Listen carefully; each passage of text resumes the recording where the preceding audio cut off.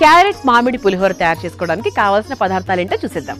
Carrot మామిడి పులిహోర తయారు చేసుకోవడానికి కావాల్సిన పదార్థాలు: నూనె 4 టేబుల్ స్పూన్లు, ఆవాలు 1 టేబుల్ స్పూన్, జీలకర్ర 1 టేబుల్ స్పూన్, పచ్చిశనగపప్పు 2 టేబుల్ స్పూన్లు, మినపప్పు 2 టేబుల్ స్పూన్లు, జీడిపప్పు కొద్దిగా, ఎండుమిర్చి 4, ఇంగువ చిటికెడు, పసుపు 1/2 టేబుల్ స్పూన్, పచ్చిమిరపకాయలు 4, క్యారెట్ తురుము 1 కప్పు, ఉప్పు తగినంత, కరివేపాకు కొద్దిగా, మామిడి తురుము 1 కప్పు, ఉడికించిన తంపుడు బియ్యం 1 కప్పు, వేయించిన పల్లీలు 1 కప్పు. క్యారెట్ మామిడి పులిహోర తయారు చేసుకోవడానికి కావాల్సిన పదార్థాలన్నీ కూడా రెడీగా ఉన్నాయి. మొదలు పెట్టేద్దాం. స్టవ్ వెలిగించేసుకుందాం. ఇక వినాయక చవితి అంటే అసలు పిల్లలందరికీ చాలా ఇష్టమైనటువంటి పండగ అండి. అంటే పుస్తకాలన్నీ కూడా ఆ దేవుడి దగ్గర పెట్టుకొని, సంగీతం అంటే సంగీత పుస్తకాలు, మా ఇంట్లో చదువుకి సంబంధించిన పుస్తకాలే కాకుండా సంగీతానికి సంబంధించిన పుస్తకాలు కూడా ఉంటాయి. అలా అంటే ఏదైనా మనకి ఇష్టమైనటువంటి, అది మ్యూజిక్ ఇన్స్ట్రుమెంట్స్ అయినా అవ్వచ్చు, ఏదైనా సరే, అంటే మన చదువుకు విద్యకి సంబంధించి అది ఏదైనా సరే, లా పుస్తకాలు, లా చదివేవాళ్ళు లా పుస్తకాలు, అలా ఏదైనా సరే మన స్వామివారి ముందు పెట్టుకొని చక్కగా అంటే బాగా చదువు ఇవ్వాలని కోరుకుంటాము. అలాగే సాయంత్రం పూట కథని చదువుకుంటాము. కథని ఎన్నిసార్లు చదువుకుంటే అంత మంచిది కదండి. బాండి కూడా వేడైందండి. ముందుగా కాస్త నూనె వేసేసుకుందాం.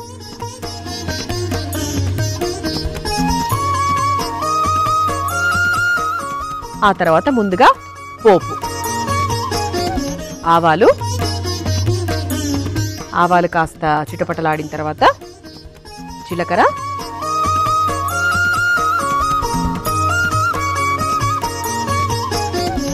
ఆ తర్వాత కాస్త పచ్చిశనగపప్పు.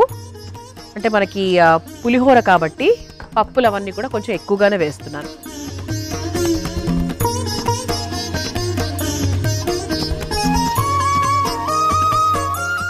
ఆ తర్వాత మినప్పప్పు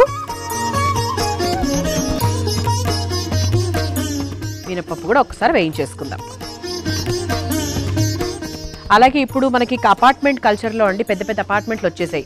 ప్రతి ఒక్క అపార్ట్మెంట్లో ఇక చక్కగా చందాలు అవి కూడా కలెక్ట్ చేసుకొని పెద్ద వినాయకుడిని పెట్టుకొని వినాయకుడి ముందు ప్రతిరోజు ఒక్కొక్క కల్చరల్ ప్రోగ్రామ్, డాన్సులని, సింగింగ్ అని, తంబోలాలని, చాలా సరదాగా ఉంటుంది. అంటే వినాయకుడి పండగ అంటే అదొక సరదా పండగ. కానీ వీడ్కోలు పలికేటప్పుడు మాత్రం చాలా బాధతో వీడ్కోలు పలుకుతూ ఉంటాం. ఎందుకంటే ఆ 9 రోజులు 11 రోజులు ఎన్ని రోజులు మనం ఉంచుకుంటే అన్ని రోజులు ఆ స్వామివారికి ఎంత చక్కగా ప్రేమతో ఒక తల్లిలాగా తండ్రుల్లాగా మనం చేస్తూ ఉంటాం. కాబట్టి స్వామివారిని వాళ్ళ అమ్మ దగ్గరికి పంపించేస్తుంటే మనకు బాధ, వెళ్ళకపోతే స్వామివారికి బాధ, తప్పకుండా పంపించాలి. ఇవన్నీ కూడా మనము పిల్లలకు చెప్పే ప్రయత్నం చేయాలండి. ఖచ్చితంగా వాళ్ళకి తెలియాలి. పోపు కూడా కాస్త మనకి వేగింది కాబట్టి జీడిపప్పు వేస్తున్నాను.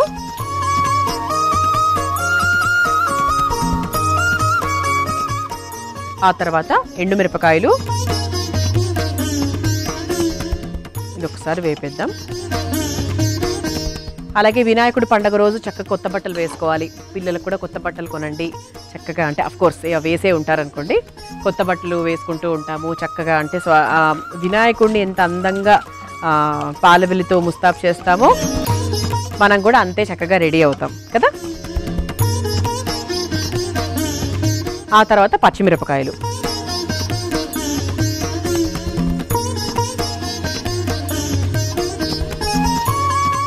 ఆ తర్వాత ఇక పులిహోరలో ఇంగువ లేకపోతే బాగోదు కదా. ఇంగువ చక్కగా, అంటే నాకు చాలా ఇష్టం ఇంగువ ఎక్కువ ఉంటే, సో కాస్త ఎక్కువనే వేస్తున్నాను. ఆ తర్వాత పులిహోరకు మరింత రంగునిచ్చే, చక్కటి రుచినిచ్చే, ఆరోగ్యానికి చాలా మేలు చేసేటువంటిది పసుపు కూడా వేసేసుకుందాం. ఆ తర్వాత నేను ముందుగానే పల్లీలు వేయించుకొని పెట్టుకున్నానండి. సో చివరిగా వేసేసుకుందాం. ప్రస్తుతానికి ఏం వేయాల్సిన అవసరం ఏం లేదు, పక్కన పెట్టేసుకుందాము. ఎందుకంటే మెత్తబడిపోతాయి. నేను దంపుడు బియ్యం కూడా ముందుగానే ఉడికిచ్చేసానండి. అంటే సాధారణంగా మనం వైట్ రైస్తో చేసినట్టే. సో ముందుగా ఉడికించుకొని పెట్టేసుకున్నాను కాబట్టి మనకు చాలా ఈజీగా అయిపోతుంది. ఇప్పుడు మనం ఏం చేద్దామంటే దీంట్లో కాస్త కరివేపాకు వేసేసుకుందాము. అలాగే మామిడి తురుమును ఒక్కసారి ఫ్రై చేసుకుందాం. ఎక్కువ కూడా ఫ్రై అవ్వాల్సిన అవసరం ఏం లేదండి. మనకు పచ్చిగా ఉన్నా కూడా ఏం ప్రాబ్లం లేదు. మరి ఎక్కువ చేయకూడదు కూడా, బాగోదు. ఇది ఒక్కసారి ఫ్రై చేసేసుకుందాం.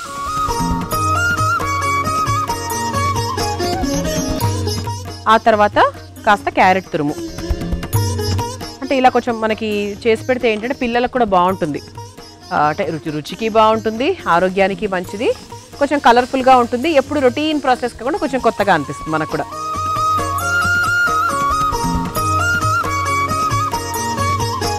ఇది ఒకసారి కలిపేసుకున్నాం కాబట్టి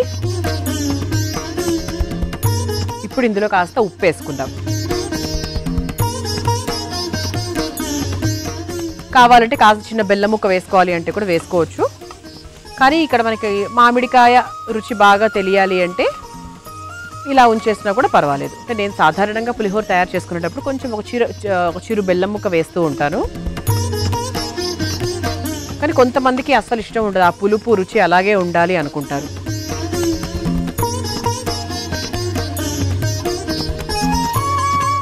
ఇది కలిపేసుకున్నాం కాబట్టి ఇప్పుడు మనం ముందుగా తయారు చేసుకొని పెట్టుకున్నటువంటి దంపుడు బియ్యం ఏదైతే ఉందో అది వేసేసుకోవచ్చు. ఇది పొడి పొడిగానే చేశాను చూసారా, ఇలా మెత్తగా బాగా పేస్ట్గా కాకుండా, ఎందుకంటే పులిహోరకి ఖచ్చితంగా పేస్ట్లా ఉంటే అస్సలు బాగోదు, నాకు అస్సలు నచ్చదు. సో చక్కగా పొడి పొడిగా ఉండాలి. మీరు మామూలుగా ఇంట్లో వైట్ రైస్ చేసుకుంటే అదైనా ఉపయోగించుకోవచ్చు. కానీ ఇప్పుడు ఆరోగ్య రీత్యా చాలామంది దంపుడు బియ్యంలోకి షిఫ్ట్ అవుతున్నారు. మిల్లెట్స్లో కూడా చేసుకోవచ్చండి, మిల్లెట్స్లో చేసుకోవచ్చు. తర్వాత చాలా రకాలు, అంటే మీ ఇంట్లో ఏం తింటే అది. కానీ పండగలప్పుడు మనం మినహాయించేసుకుంటూ ఉంటాం, ప్రతిరోజు అలాగే తింటాం కదా, ఈరోజు కూడా చక్కగా మనకు కావాల్సినట్టుగా తిందాం అనుకుంటారు. తప్పు లేదండి, 100% యాక్సెప్ట్ చేసే విషయం ఏది. పండగ రోజులు మాత్రము మనం కాస్త వదిలేసుకోవాలన్నమాట అలాంటివన్నీ కూడా. ఇది కొంచెం ఫ్రై అయిపోయింది కాబట్టి దంపుడు బియ్యం కూడా వేసేసుకుందాం. చూసుకోండి, క్వాంటిటీ తగ్గట్టుగా వేసుకోవాలి. మీకు ఆ పులుపు, ఆ క్యారెట్ ఎక్కువగా ఉండాలి అనుకుంటే ఇంత వేసి వదిలేయచ్చు. లేదు నాకు కొంచెం రైస్ క్వాంటిటీనే ఎక్కువ ఉండాలి అనుకుంటే ఇంకొంచెం వేసుకోవచ్చు. చూద్దాం, కలిపితే కానీ మనకు క్లారిటీ రాదు కదా. ఒక్కసారి కలిపేసుకుందాం, సరిపోతుంది. ఇది ఒకసారి కలిపేసుకుందాం. ఆఫ్ కూడా చేసేసానండి నేను, మనకి రైస్ కూడా కాస్త చల్లబడిపోయింది. చివరిగా మనం ముందుగా వేయించుకున్నటువంటి పల్లీలు ఏవైతే ఉన్నాయో అవి వేసేసుకుందాం. అది మనం ముందుగానే వేయించేస్తే ఈ ఆవిరికి మెత్తపడిపోతాయని చెప్పి నేను చివరిగా వేస్తున్నాను. కొంతమందికి మెత్తగా ఇష్టము, మీరు అప్పుడు మామూలుగా వేయించుకునేటప్పుడే వేసేసుకోవచ్చు.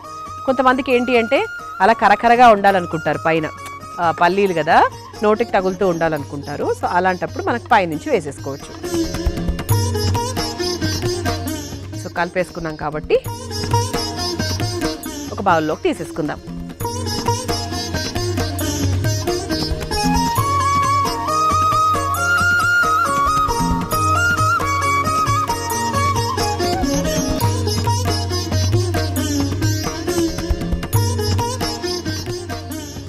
అసలు మా ప్లేట్ చూపిస్తానండి ఫస్ట్ మీకు.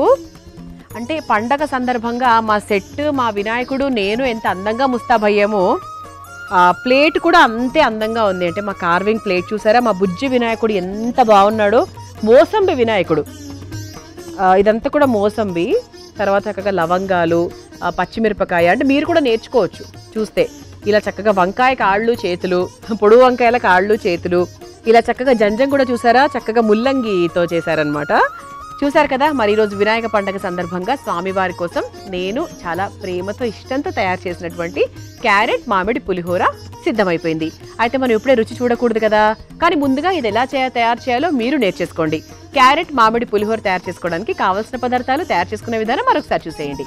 క్యారెట్ మామిడి పులిహోర తయారు చేసుకోవడానికి కావాల్సిన పదార్థాలు: నూనె 4 టేబుల్ స్పూన్లు, ఆవాలు 1 టేబుల్ స్పూన్, జీలకర్ర 1 టేబుల్ స్పూన్, పచ్చిశనగపప్పు 2 టేబుల్ స్పూన్లు, మినపప్పు 2 టేబుల్ స్పూన్లు, జీడిపప్పు కొద్దిగా, ఎండుమిర్చి 4, ఇంగువ చిటికెడు, పసుపు 1/2 టేబుల్ స్పూన్, పచ్చిమిరపకాయలు 4, క్యారెట్ తురుము 1 కప్పు, ఉప్పు తగినంత, కరివేపాకు కొద్దిగా, మామిడి తురుము 1 కప్పు, ఉడికించిన తంపుడు బియ్యం 1 కప్పు, వేయించిన పల్లీలు 1 కప్పు.